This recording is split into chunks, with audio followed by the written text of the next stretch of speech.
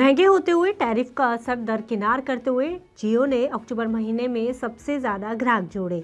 हालांकि एयरटेल के नंबर भी संतोषजनक रहे, लेकिन असली दिक्कत वोडाफोन आइडिया में दिखी, क्योंकि इसके ग्राहकों की संख्या में कमी दर्ज की गई। दरअसल 2025 के अक्टूबर महीने के लिए telecom regulatory authority of India यानी ट्राई ने डेटा जारी किया है, जिसके मुताबिक नए ग्राहकों को जोड़ते हुए जियो ने बाकी सभी टेलीकॉम कंपनियों से बाजी मार ली है। साथ ही देश भर में इंटरनेट कनेक्टिविटी भी तेजी से बढ़ी है। आइए आपको बताते हैं कि आखिर अक्टूबर महीने में किस टेलीकॉम कंपनी के कितने नए ग्राहक जुड़े और कौन सी कंपनी रह गई पीछे। एक समय था जब टेलीकॉम सेक्टर में वोडाफोन का दबदबा था, लेकिन अब ये दबदबा कम होता हुआ नजर आ रहा है, क्योंकि यूजर्स के मामले में जियो ने एक बार फिर एयरटेल और वोडाफोन को पछाड़ दिया है। अक्टूबर में जारी आंकड़ों के मुताबिक रिलायंस जियो सबसे ज्यादा नए मोबाइल ग्राहक जोड़ने में सफल रहा है।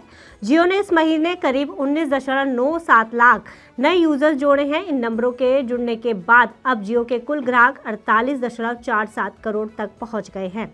इन आंकड़ों के साथ जियो भारत की सबसे बड़ी टेलीकॉम कंपनी बन गई है।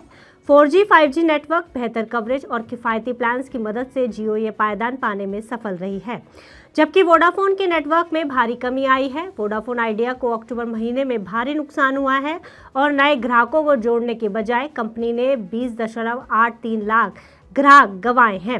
सितंबर महीने में जहां कंपनी के ग्राहकों की संख्या 20.28 करोड़ थी, वो अक्टूबर महीने में घटकर 20.07 करोड़ रह गई है और कंपनी लगातार अपने ग्राहक गंवा रही है। नेटवर्क निवेश की कमी, 4G 5G कवरेज में देरी या नेटवर्क क्वालिटी जैसी वजह इस गिरावट के पीछे बड़ी वजह हो सकती हैं। हालांकि इस महीने में भारतीय एयरटेल भी नए ग्राहक जोड़ने में सफल रही है। कंपनी ने अक्टूबर महीने में 12.52 लाख नए मोबाइल यूजर्स जोड़े हैं। सितंबर महीने में एयरटेल के कुल 39.24 करोड़ ग्राहक थे, जो अक्टूबर में बढ़कर 39.36 करोड़ तक पहुंच गए हैं। बेहतर नेटवर्क क्वालिटी की वजह से जियो के बाद एयरटेल दूसरे नंबर पर पहुंचने वाली टेलीकॉम कंपनी बनी है। जियो एयरटेल के अलावा सरकारी टेलीकॉम कंपनी भारत संचार निगम लिमिटेड यानी कि BSNL भी इस महीने में 2.69 लाख नए ग्राहक जोड़ पाई है। अब BSNL के कुल मोबाइल ग्राहकों की संख्या 9.25 करोड़ तक पहुँच गई है। BSNL के 4G लॉन्च होने के बाद से ही ग्राहकों की संख्या बढ़ी है। वहीं BSNL के सस्ते डेटा प्लान्स भी नए ग्राहक जोड़ने में कामयाब रहे हैं।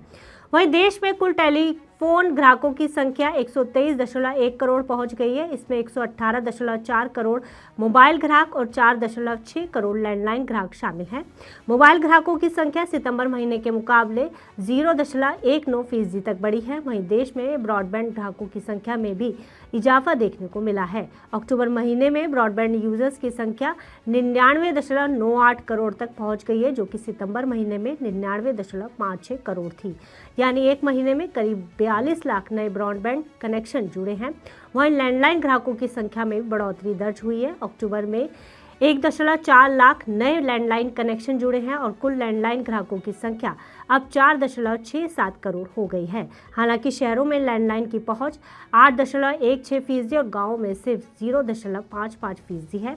ऐसे में जियो और एयरटेल जैसी कंपनियों का मजबूत प्रदर्शन दिखाता है कि भारत में 4G और 5G नेटवर्क प्लस किफायती प्लान प्लस नेटवर्क विस्तार ही नए ग्राहक जोड़ने में मदद कर सकता है, क्योंकि अब ग्रामीण और टायर 2 और 3 शहरों में भी 4G 5G इंटरनेट पहुंच रहा है।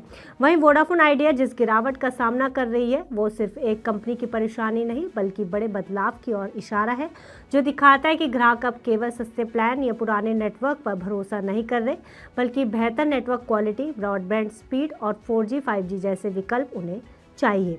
कुल मिलाकर भारत में मोबाइल और इंटरनेट ग्राहकों की संख्या लगातार बढ़ रही है। वहीं ब्रॉडबैंड यूजर्स की संख्या भी 100 करोड़ के पार होने वाली है। यानी भारत में सिर्फ कॉल या SMS नहीं बल्कि इंटरनेट और इंटरनेट बेस्ड कनेक्टिविटी भी तेजी से फैल रही है, जो दिखाता है कि देश में डिजिटल सुविधाएं तेजी से बढ़ रही हैं। फिलहाल इस खबर में इतना ही। बिजनेस से जुड़ी अन्य खबरों के लिए आप देखते रहिए मनी 9।